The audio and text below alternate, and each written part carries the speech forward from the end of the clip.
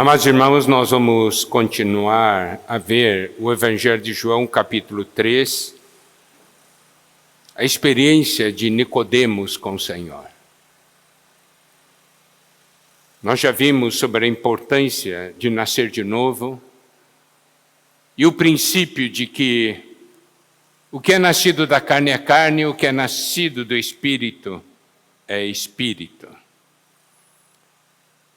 Nós sabemos que o Senhor ainda no capítulo 3, versículos 7 e 8 diz: não te admires de eu te dizer, importa-vos nascer de novo. O vento sopra onde quer, ouves a sua voz, mas não sabes de onde vem, nem para onde vai. Assim é todo que é nascido do Espírito. Isso mostra, aquele que é nascido do Espírito é guiado pelo Espírito. E quando o Espírito guia, as coisas não são segundo o conceito do homem. As coisas não são segundo o nosso planejamento. As coisas acontecem segundo a vontade de Deus. E acontecem segundo a direção de Deus. Daí no versículo 9, diz, então lhe perguntou Nicodemos, como pode suceder isso? Como é que é essa coisa toda? Ele não estava compreendendo. Acudiu Jesus, versículo 10, tu és mestre em Israel e não compreende essas coisas? Você que sabe de tudo, você é um mestre. Você não compreende essa coisa? E aí, no versículo 11, o Senhor diz, em verdade te digo, que nós dizemos o que sabemos e testificamos o que temos visto. Contudo, não aceitais o nosso testemunho. O Senhor está falando o seguinte, eu estou dizendo o que eu sei. Preste atenção, é o Senhor Jesus que está falando. Em outras palavras, eu sei o que eu estou dizendo. Você pode não compreender, mas eu sei o que eu estou dizendo. E testificamos o que temos visto. O Senhor está falando, eu estou dando testemunho do que eu vi. E aqui diz, contudo, não aceitais o nosso testemunho. Mas você não aceita. Sabe de muita coisa, mas você não aceita o meu testemunho. Daí diz, se tratando de coisas terrenas, não me credes, como crereis se vos falar das celestiais? Nós já falamos aqui, quando ele fala das coisas terrenas, não são as coisas do mundo, porque as coisas do mundo, as coisas da terra, ele sabia, ele era mestre. Mas o Senhor estava se referindo às coisas divinas e celestiais que estavam acontecendo na terra, na vida do ser humano, com a ação do Senhor. Ele diz, você não crê. Ele diz, se tratando de coisas terrenas, não me credes. Vocês não creem. Como crereis se vos falar das celestiais? Então aqui existe algo que deve despertar o nosso espírito, que é o seguinte, o que o Senhor nos fala é na esfera da vida, é na esfera do Espírito e é na esfera celestial. Se nós vivermos na esfera humana e terrena, nós não vamos compreender. Se vivemos na esfera natural, nós não vamos compreender. Ontem o irmão Nélio, na mensagem dele, ele falou sobre se nós sabemos, nós precisamos ter uma atitude. Mas a questão é, nós estamos compreendendo que o Senhor está falando conosco ou não?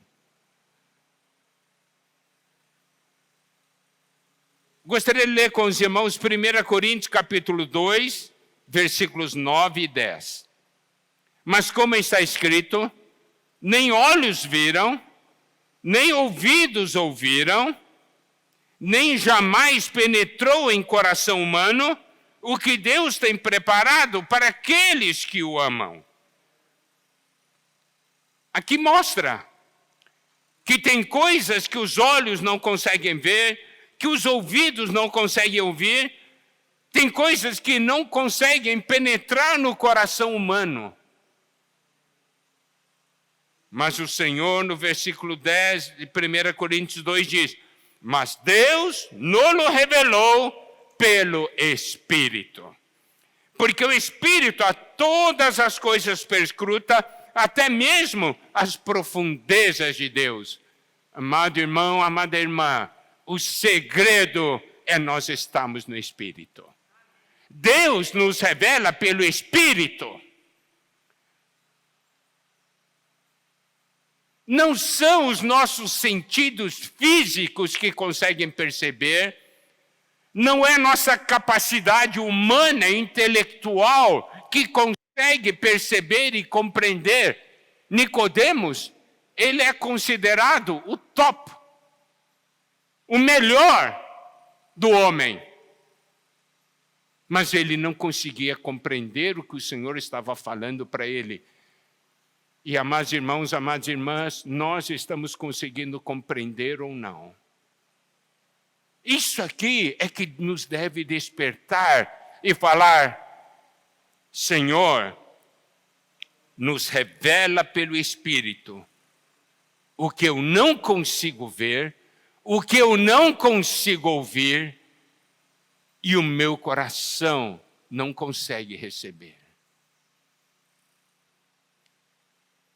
Versículo 10 ainda de 1 Coríntios 2 diz, porque o Espírito a todas as coisas perscruta, até mesmo as profundezas de Deus.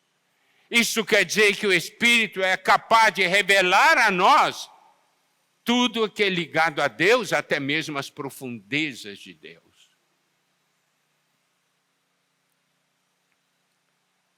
E aí, o Senhor Jesus diz para Nicodemos, em João 3,13, ora, ninguém subiu ao céu, senão aquele que de lá desceu, a saber, o Filho do Homem que está no céu. O Senhor está falando, homem nenhum subiu ao céu. Ninguém subiu ao céu, senão aquele que de lá desceu. Quem desceu? Foi o próprio Senhor Jesus. Eu desci do céu.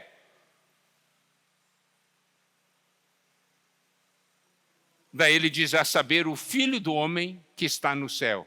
Eu desci do céu e ainda estou no céu. Isso mostra o seu aspecto humano e aspecto divino.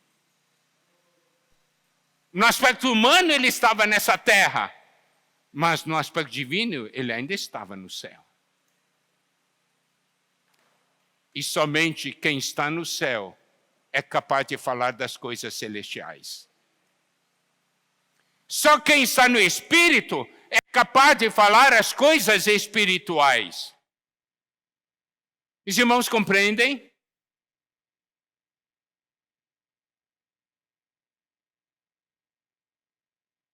Nós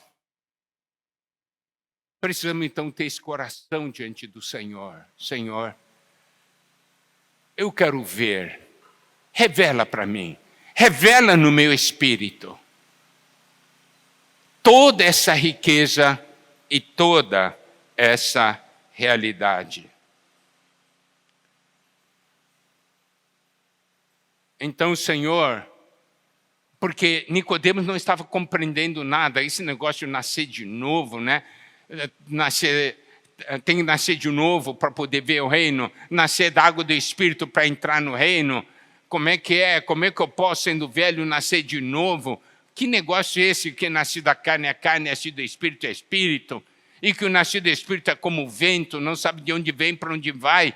Ele era um mestre, ele sabia tudo. Eu sei de onde venho, eu sei para onde eu vou, porque esse é o conhecimento do homem. Ele dizia, não estou entendendo nada. Daí o Senhor falou, você não está entendendo nada? Eu estou falando e você não está crendo.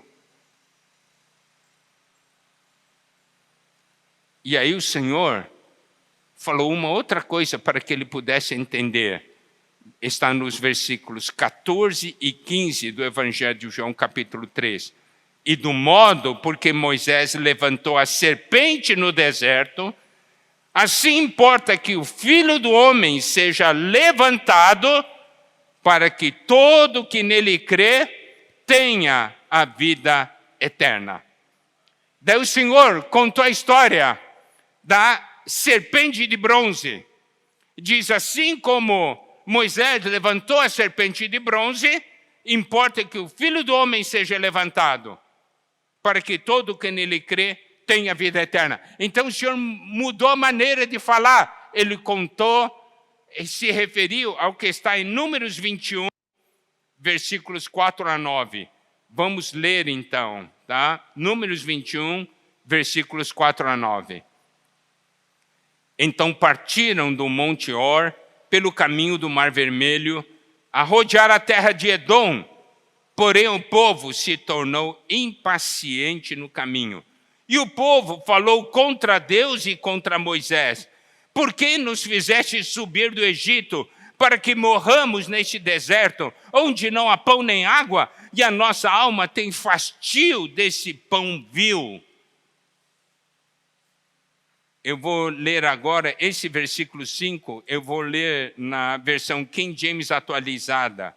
Diz assim, e passou a murmurar contra Deus, mediante suas reclamações a Moisés.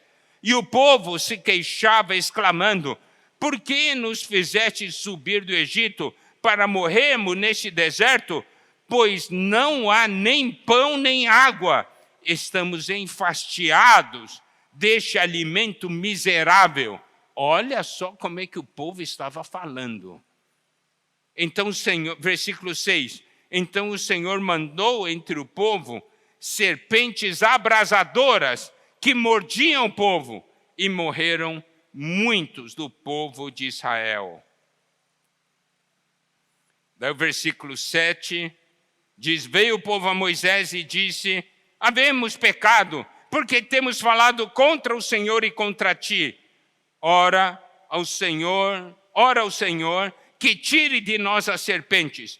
Então Moisés orou pelo povo. Disse o Senhor a Moisés, faze uma serpente abrasadora, põe-na sobre uma haste, e será que todo mordido que a mirar viverá.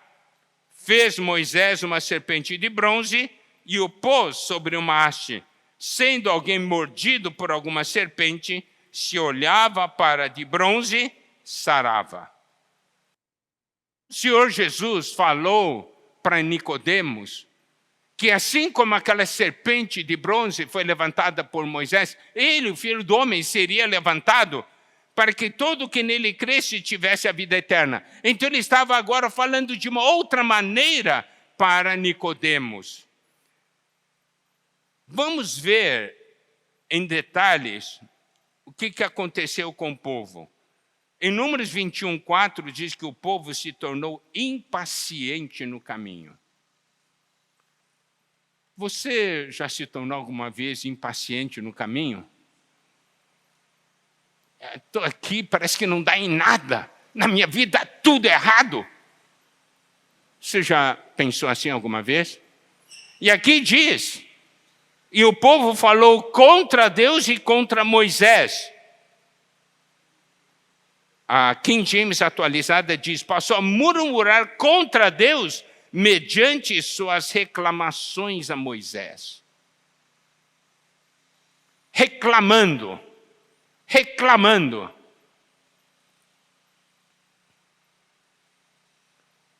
E eles falaram, por que nos fizeste subir do Egito? Para que morramos nesse deserto onde não há pão nem água? Deus não tinha falado para eles que iria levá-los para uma boa terra? Eles estavam passando por um caminho no meio do deserto, difícil. Mas eles realmente falaram coisas que ofenderam a Deus. Nos fizesse subir do Egito para que morramos nesse deserto. Você me tirou do Egito para morrer aqui? Deus tinha dito, vou tirar vocês para colocar numa boa terra. E aí? Isso não ofende a Deus?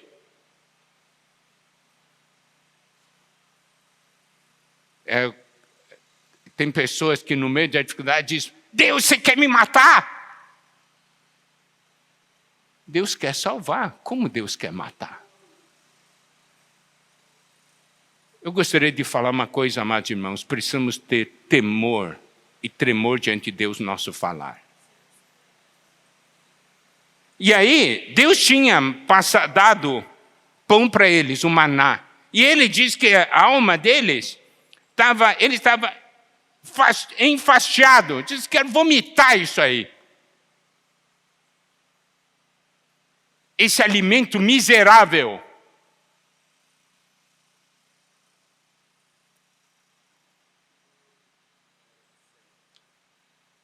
Eles falaram isso, daí o que aconteceu?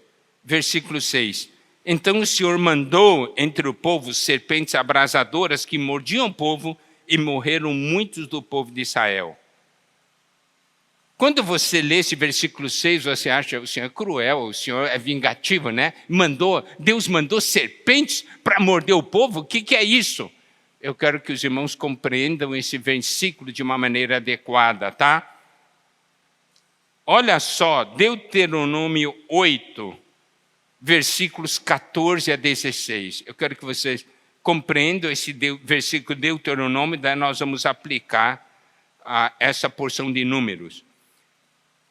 Se eleve o teu coração e te esqueças do Senhor teu Deus, que te tirou da terra do Egito, da casa da servidão. Agora olha o versículo 15. Que te conduziu por aquele grande e terrível deserto de serpentes abrasadoras, de escorpiões e de secura, em que não havia água, e te fez sair a água da pederneira, que no deserto te sustentou com maná, que teus pais não conheciam, para te humilhar, para te provar e, afinal, te fazer bem. A palavra de Deus diz claramente que esse deserto era um deserto de serpentes abrasadoras. O deserto estava cheio dessas serpentes. Mas por que não aconteceu antes, se estava cheio de serpentes? Porque Deus estava cuidando deles. Por isso que aquelas serpentes não morderam o povo. Porque o Senhor cuidou deles. Agora, quando eles começaram a reclamar, o Senhor simplesmente diz assim, então você diz que eu quero matar vocês? Eu vou tirar minha proteção.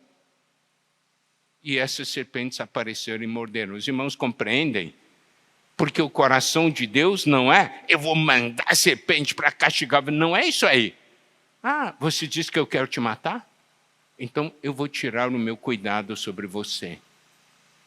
Amados irmãos, amadas irmãs, quantas coisas terríveis poderiam estar acontecendo conosco e não acontecem, porque Deus está guardando.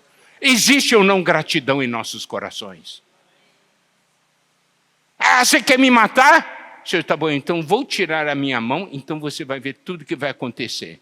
Você aguentaria isso?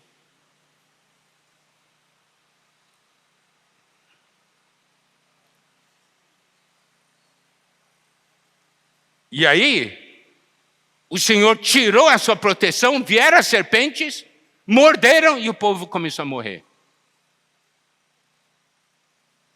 Versículo 7 diz: veio o povo a Moisés e disse: havemos pecado, porque temos falado contra o Senhor e contra ti. Ora ao Senhor que tire de nós as serpentes. Então Moisés orou pelo povo. Olha só, o povo viu e se arrependeu. Louvado seja o Senhor. O arrependimento é algo muito importante.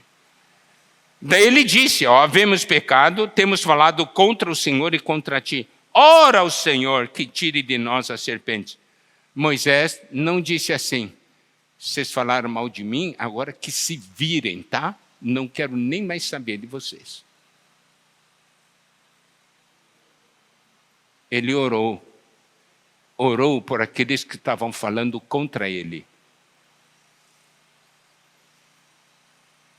Tem gente falando contra você?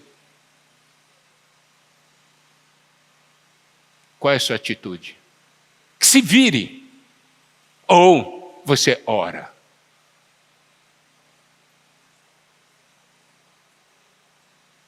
Ele orou. Daí o Senhor diz para Moisés, versículo 8, disse o Senhor a Moisés: faze uma serpente abrasadora, põe-na sobre uma haste, e será que todo mordido que a mirar, viverá. O povo pediu para o Senhor tirar as serpentes. Mas o Senhor não fez isso. O Senhor fez algo... Por isso que, olha só, existe a maneira humana. A maneira humana é, tira a serpente, né? Que vai estar resolvido. O Senhor não fez dessa maneira. O Senhor dizia, eu não vou tirar a serpente. Eu vou mandar fazer uma serpente de bronze e colocar no macho, e todo mordido que olhar para essa serpente vai viver.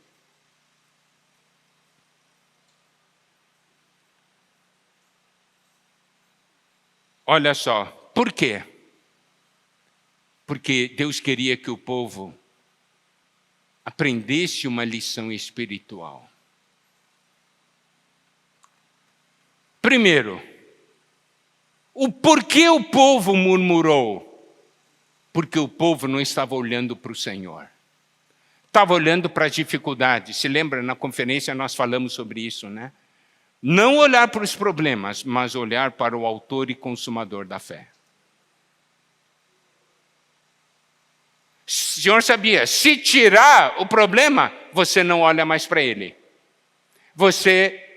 A questão é que nós ficamos olhando para os problemas e murmuramos.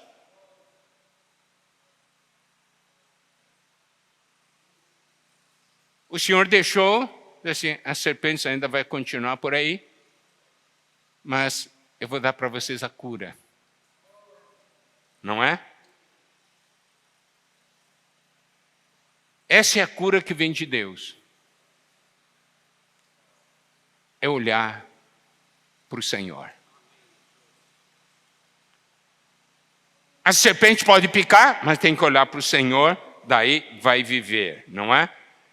Então no versículo 9 diz: fez Moisés uma serpente de bronze e a pôs sobre uma haste.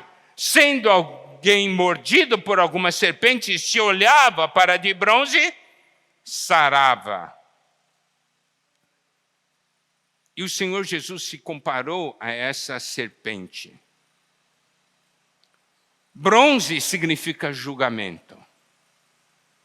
Essa serpente de bronze, ele tinha a forma da serpente, mas não tinha o veneno da serpente. E era uma serpente que estava julgada, entendeu? Isso mostra o Senhor que Ele veio em semelhança de carne pecaminosa. Deus o fez pecado por nós. Mas o que o Senhor queria mostrar para Nicodemos era algo muito importante. Nicodemos, ele era uma boa pessoa, moral elevada, respeitado por todos. Nicodemos achava que ele estava bem. Mas quando o Senhor usou esse exemplo da serpente, o Senhor estava falando algo. Todos foram picados pela serpente. E agora, eu quero fazer uma pergunta para vocês. Tem uma pessoa boníssima, cheia de amor, e tem um bandidão. Chega uma serpente, pica nessa pessoa boa e pica no bandidão. É só o bandidão que vai morrer? Hein? Aquela pessoa boa vai morrer também ou não? Vai. Então, o Senhor, quando falou isso aí, estava falando para Nicodemos.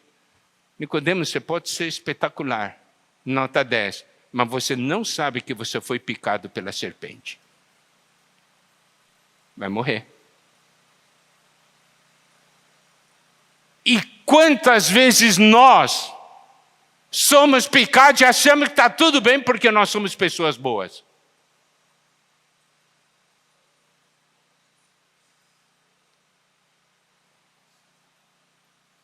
Uma pessoa má precisa olhar para o Senhor. Uma pessoa boa também precisa olhar para o Senhor. Os irmãos estão compreendendo? A questão é se nós percebemos ou não que fomos picados pela serpente. Que o veneno da serpente está em nós. E é esse veneno que nos leva a pecar. Que nos leva a murmurar contra Deus. Que nos leva a ter problemas entre nós.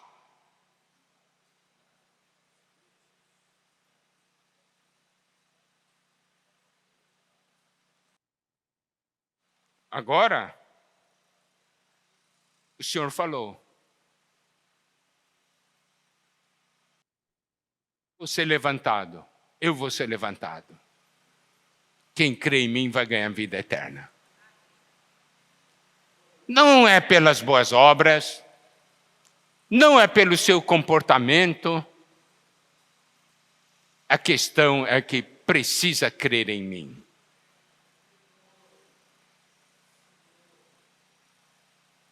Isaías 45, 22 diz: olhai para mim e sede salvos, vós todos os limites da terra, porque eu sou Deus e não há outro. Toda a terra tem que olhar para o Senhor. Todos nós temos que olhar para o Senhor.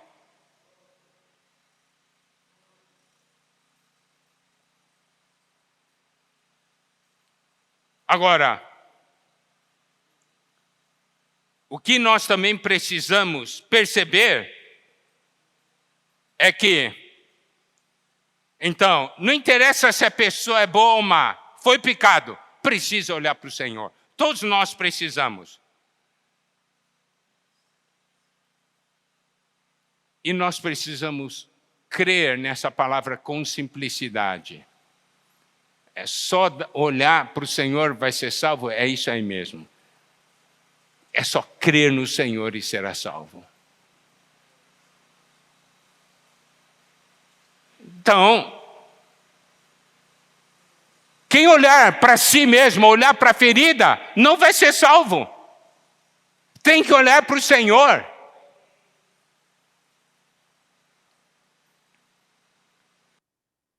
Deus os colocou numa situação que eles eram agora obrigados a olharem para Ele. E o que é maravilhoso é o seguinte, ó. se alguém foi picado. Daí podia estar quase morrendo, mas mesmo quase morrendo, se olhar, iria ganhar salvação.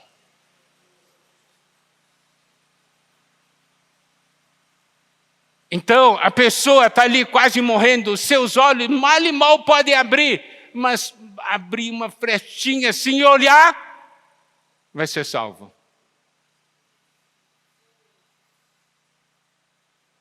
Se olhar com um olho, vai ser salvo.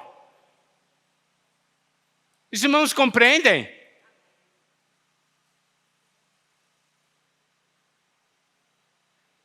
E essa salvação não se esgota. Diz assim, mas vai ter tanta gente olhando. Pode olhar. O mundo inteiro pode olhar. Não vai faltar salvação. Os irmãos entendem? Não é uma salvação que termina.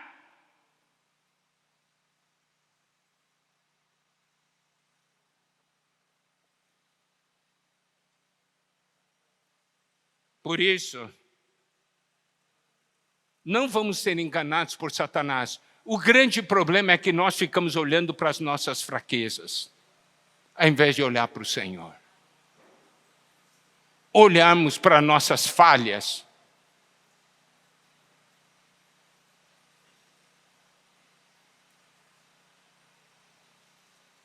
Você sabe que conhecem, né, aquele famoso pregador Spurgeon, né, do passado, conhecido como príncipe dos pregadores. Foi essa porção da palavra de Números que levou ele a ter a fortíssima experiência com o Senhor. E ele, no testemunho dele, ele diz, naquele dia eu olhei para o Senhor e fui salvo. Mas, na minha vida, eu continuei olhando para Ele todos os dias. E ele ainda diz, e a cada dia que eu olho para Ele, Ele é mais belo do que antes. Nós olhamos para o Senhor assim.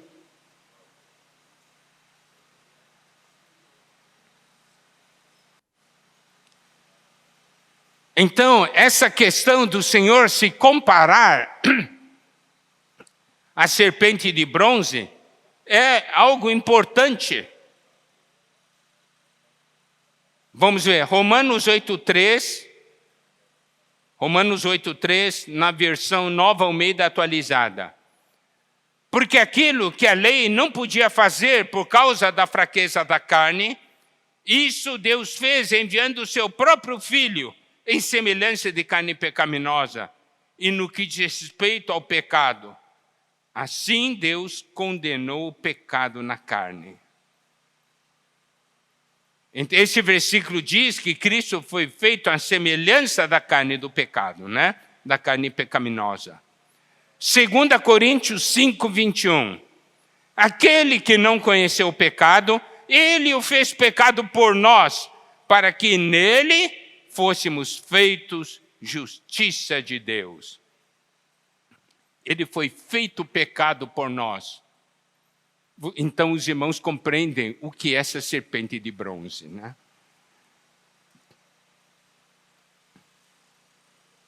Essa foi a sabedoria de Deus para tratar com a serpente, que é Satanás. Evangelho de João 12, versículos 31 a 33. Chegou o momento de ser julgado este mundo, e agora o seu príncipe será expulso, se referia a Satanás. E eu, quando for levantado da terra, atrairei todos a mim mesmo.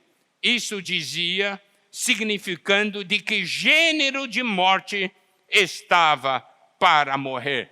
Cristo seria levantado ali na cruz, e ele iria atrair a todos para ele. E João 3, 14 e 15, eu vou repetir. De modo porque Moisés levantou a serpente no deserto, Assim importa que o Filho do Homem seja levantado, para que todo o que nele crê tenha vida eterna. Ele, no Evangelho de João, capítulo 1, foi chamado de Cordeiro de Deus que tira o pecado do mundo. Aqui, ele se compara à serpente de bronze. E ele trata com a natureza pecaminosa. Ele tratou com o veneno da serpente. Ele não tratou somente com os sintomas do veneno, mas ele tratou com o veneno, porque ele nos salvou.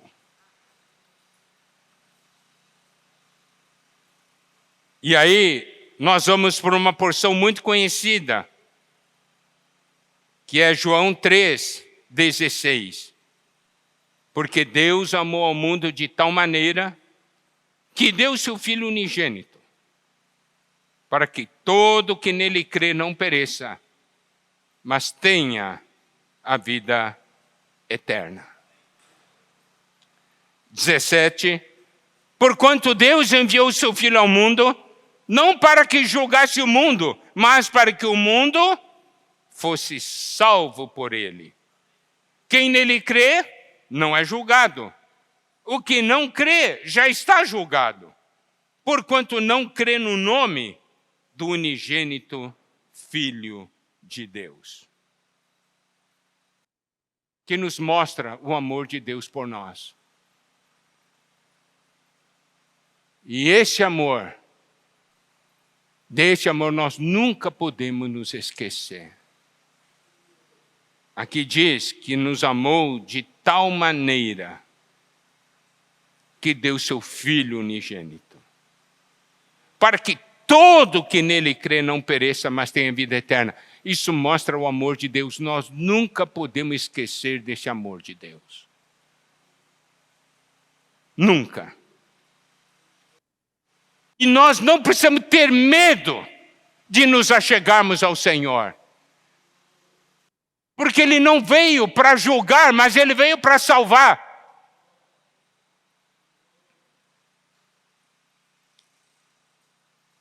Uma vez eu estava compartilhando com os irmãos. Se tivesse uma pessoa, se você passasse perto dele, ele poderia olhar para dentro da sua mente e saber tudo que você está pensando. Você teria coragem de passar perto dessa pessoa? Ele não, ele vai saber meus pensamentos. Está louco?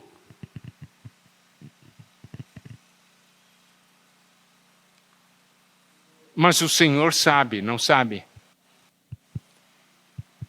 E você tem medo de passar perto dele?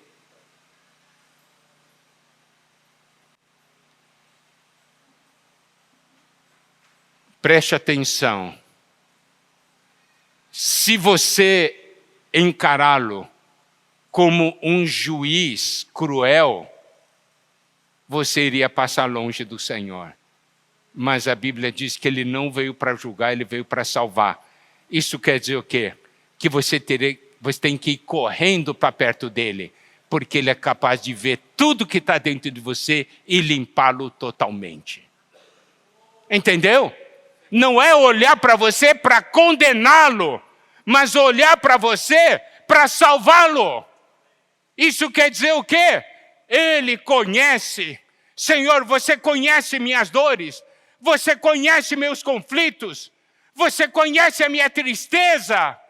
Você conhece minhas fraquezas. Eu me achego a ti, Senhor, para que você possa me salvar. Essa deve ser a nossa atitude. Lembre-se, nós todos fomos picados pela serpente. Nós precisamos olhar para ele.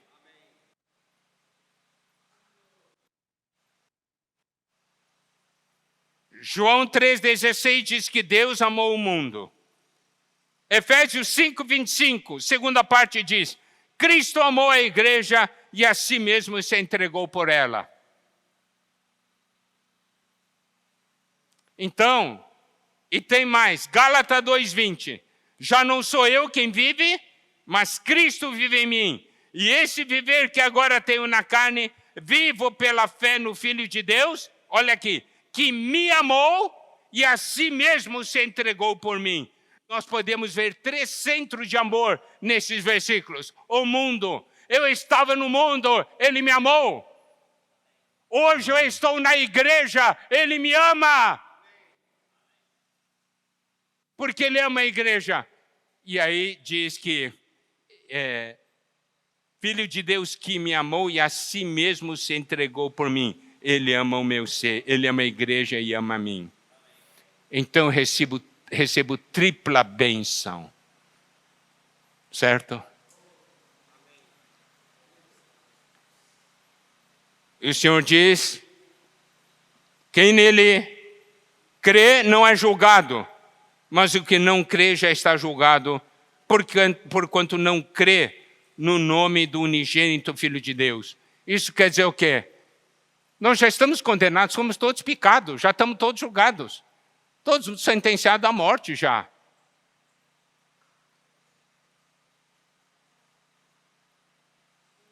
Mas quem nele crê não é julgado. Quem olhar para ele vai ser salvo. Quem não olhar para ele vai morrer. Já foi picado pela serpente. João 3:36 diz assim: por isso quem crê no Filho tem a vida eterna. O que todavia se mantém rebelde contra o Filho não verá a vida, mas sobre ele permanece a ira de Deus. Então o Senhor estava mostrando isso para Nicodemos. Nicodemos, você já está condenado. Você precisa nascer de novo. Você foi picado pela serpente, você precisa olhar para mim.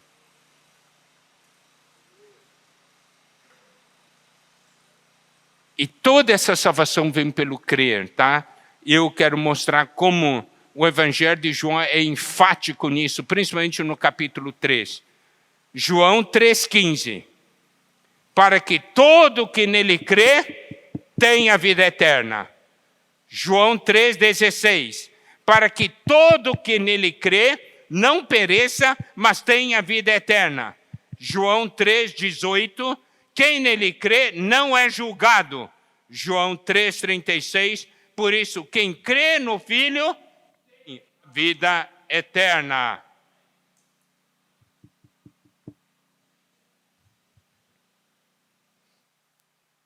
Então, o que nós precisamos é crer. João 1,12 diz, mas a todos quantos o receberam, deu-lhes o poder de serem feitos filhos de Deus, a saber, aos que creem no seu nome. E aí o versículo 19 até 21. O julgamento é este, que a luz veio ao mundo e os homens amaram mais as trevas do que a luz, porque as suas obras eram más. Pois todo aquele que pratica o mal aborrece a luz e não se chega para a luz, a fim de não serem arguidas as suas obras. Quem pratica a verdade aproxima-se da luz, a fim de que as suas obras sejam manifestas. Aqui nos mostra algo. Quanto mais da salvação de Deus é operada em nós, mais nós nos aproximamos da luz. Mais nós amamos a luz. E aqui também esse aqui é um bom medidor da nossa situação espiritual. Quando eu começar a me afastar da luz, alguma coisa está errada comigo. Quando eu começar a ter medo da luz, alguma coisa está acontecendo comigo. Quem pratica a verdade, aproxima-se da luz, a fim de que as suas obras sejam manifestas, porque feitas em Deus. Lembre-se, vida, luz, salvação.